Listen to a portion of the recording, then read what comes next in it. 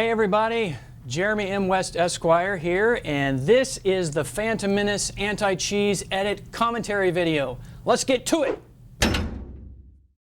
Before I get any further into the video, I want to thank Christian Harloff specifically and the guys over at Collider's Jedi Council because Christian ran across my videos as they were kind of running up to The Force Awakens, and they really gave me great recommendation to everybody in one of the Jedi Council episodes, and I just want to thank those guys. That was awesome. All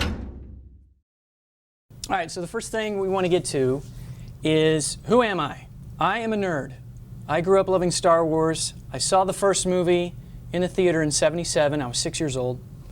And it basically became one of the main things in my life growing up. I loved, of course, the original trilogy. Saw it probably hundreds of times over the course of my lifetime. And then Phantom Menace was coming out, and I was like, yes, finally another Star Wars movie. And I got super hyped, as did a lot of other people. And went to the movie, watched it, felt a little flat, went and watched it 5 more times in the theater anyways, because I kept thinking that maybe I missed something. Maybe this movie really isn't that bad. It actually was really bad. For a long time, I wanted to do my own edit. And I had heard about the Phantom edit that was done, probably 10 or so years ago. And I wanted to see it, but I could never find a copy of it. But I'd heard about it. And because I couldn't find it, I did my own edit years ago.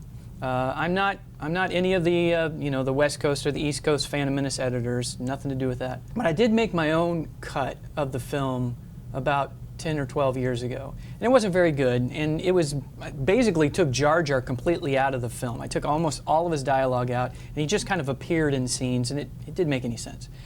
So I finally got around to this year deciding I was going to do something about it because I wanted an edit. And I had heard about other editors doing certain things and replacing voices and taking out certain scenes, and I was like, yeah, I'm going to try that. I'm going to do that. So I'm not very original in that aspect. There are probably tons of other edits that are a lot better than mine somewhere. I just can't find them. I guess you got to be in some secret club. And one of the big things that I wanted to do was obviously take out as much Jar Jar as I could, at least the really cheesy aspects, and maybe try to change his character. And it was really hard to do that with his voice the way it was. So I had to change the voices. That was the first thing. So I took out his voice tracks, exported those out into Audacity, which is a free audio editing program. And then there is a vocal remover kind of effect that you can use that actually takes out the effects of people's dialogue and their voices and then leaves in the background tracks. Well, that was great. Did that. Now I have basically a blank slate on which I could then record my own voice.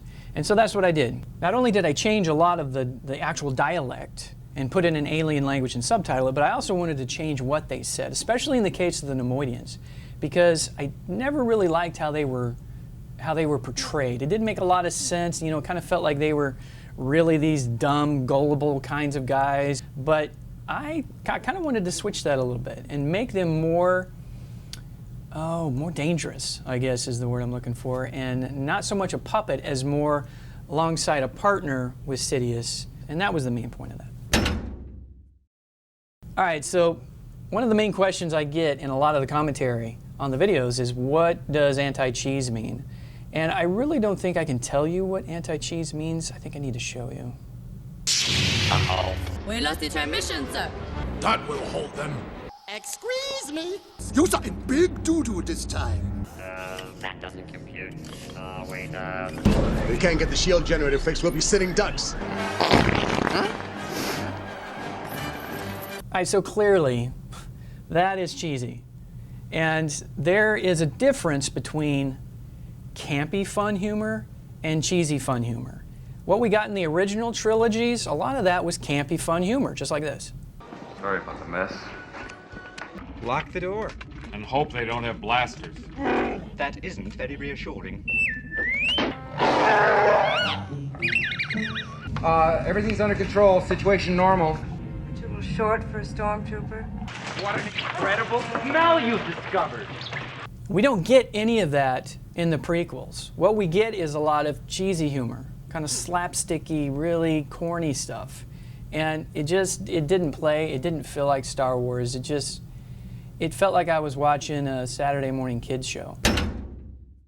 Okay, disclaimer number 1, and this is a big one. No, I do not hate George Lucas.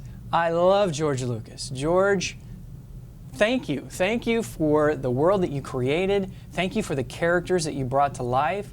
Thank you for what you did with A New Hope and Empire Strikes Back and Return of the Jedi. And those movies were fantastic. And even the new movies, the prequels, were not all horrible. I mean, there were some great sequences in The Phantom Menace. It was just, there were so many elements where you were watching that movie where you just kind of got ripped out and you're like, rolled your eyes and like, oh my God. But it was really a good movie if you take out a lot of those cheesy elements. And I think that's what a lot of people see when they watch my edit. Is they're like, wow, this movie isn't as horrible as I remember it. I actually sat through this whole thing now and liked it. That's awesome. That was the whole point. So no, I do not hate George Lucas. Disclaimer number 2. You are not going to agree with all my edits. I promise you.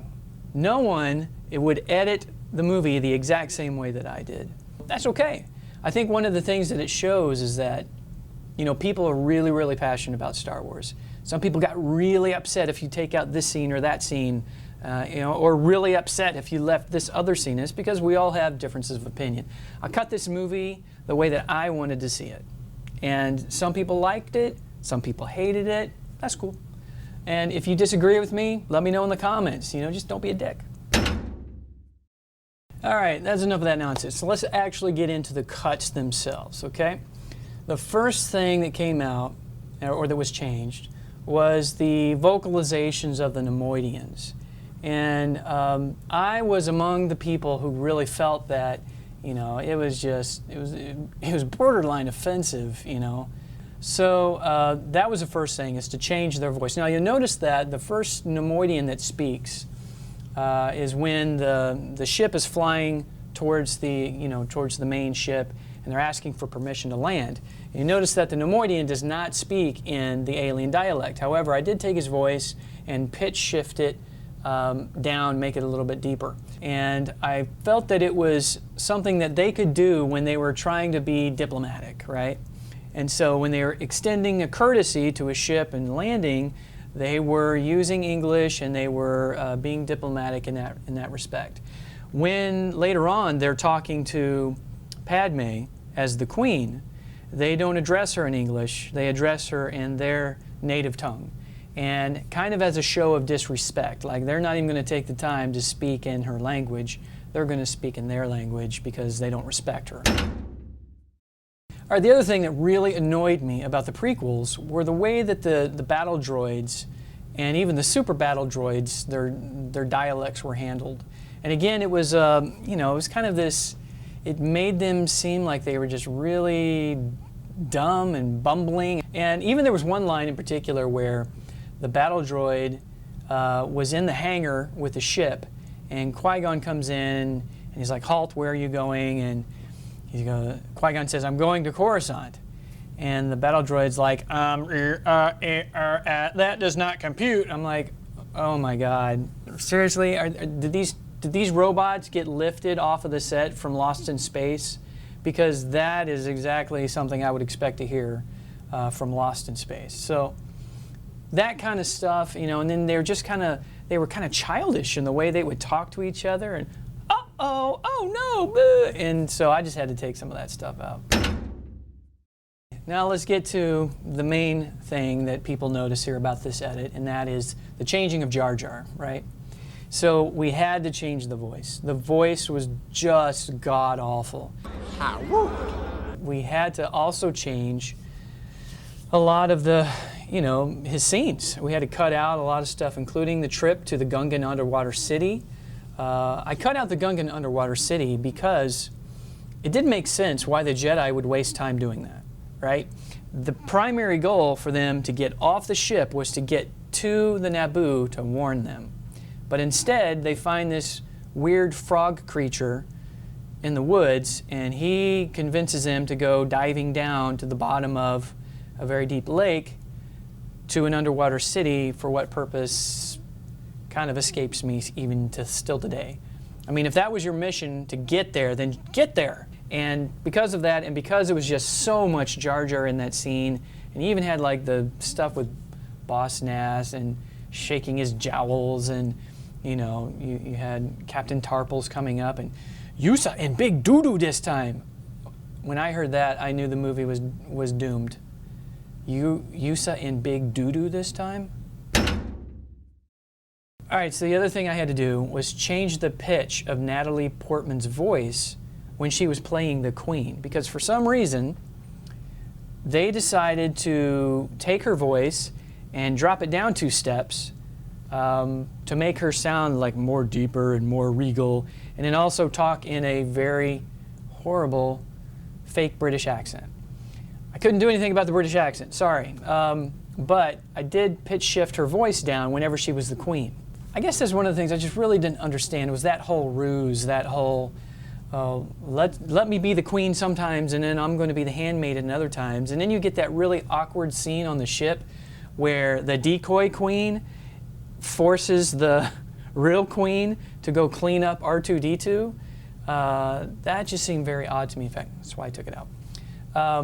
But yeah, that was one thing we had to do, is change that voice and bring it back down. And a lot of people really noticed that and appreciated it. And it was like, wow, that really made her seem more like a 16-year-old child, as opposed to, you know, a much older woman, British woman of royal descent. You know, it was a poor decision, and I think I fixed it.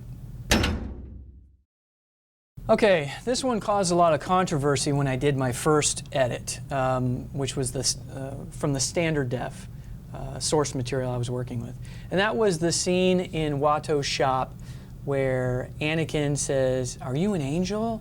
And he and Padme have a little bit of communication there, and there's a little bit of a connection. And I edited that scene from the way it originally played and cut out a bunch of stuff. But I did want to kind of leave some interaction there. But, you know, I was on the fence, right, about the whole "Are you an angel?" scene, the line "Are you an angel?" because, well, you know, it was cheesy. You know, it just seemed very awkward. It was delivered oddly, and, you know, Jake Lloyd just wasn't a fantastic actor, and so it wasn't delivered in the best way. But I decided to keep it in that first cut. Many people thought that was a horrible decision, and I was called all kinds of horrible names, which I'm still going to counseling for. But I was able to do another cut in HD, and that was another request I got a lot for. It was to do an HD cut. So when I did the HD cut, I just took that entire sequence out.